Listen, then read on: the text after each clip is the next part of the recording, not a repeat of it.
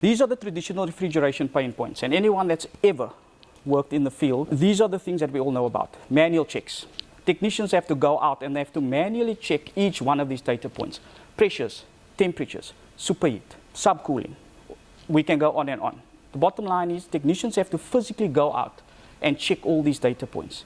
This is time consuming and it costs money. People don't like to spend money. Then there are those surprise breakdowns. Now again, anyone that has ever picked up a tool knows about that phone call that you get in the middle of the night that can't wait till tomorrow morning. You have to go out there. And if we had some of the wives in this room now, there would be a nice bouquet of facial expressions that would speak directly to that. The next pain point is reactive maintenance practices. So there's a lot of real estate between anomaly detection in systems and the actual breakdown of the system. The breakdown of the system is so far downstream that everything that happens in between those things create a problem. Normally you would have the breakdown of the system, and this is where reactive maintenance comes in. The breakdown of the system in traditional order of functions when it comes to technical work on site.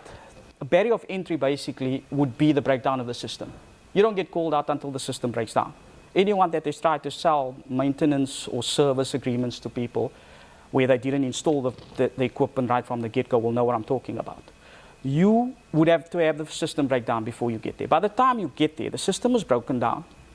You've now got to diagnose the problem, give a report, quote on the report. If they accept the quote, you then get the work order. We can go on and on. I think you guys get the picture.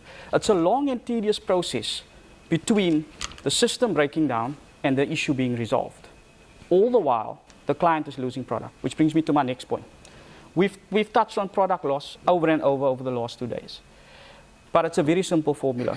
Shrinkage, especially when it comes to the food retail industry, results in smaller margins. Clients lose money. They don't want that. High energy consumption. An Oxford academic study showed that in a commercial kitchen, the refrigeration system can consume as much as 41% of the entire energy consumption of that kitchen. The study and the kitchen that was used in the study had every possible piece of equipment that you would see in a normal commercial kitchen.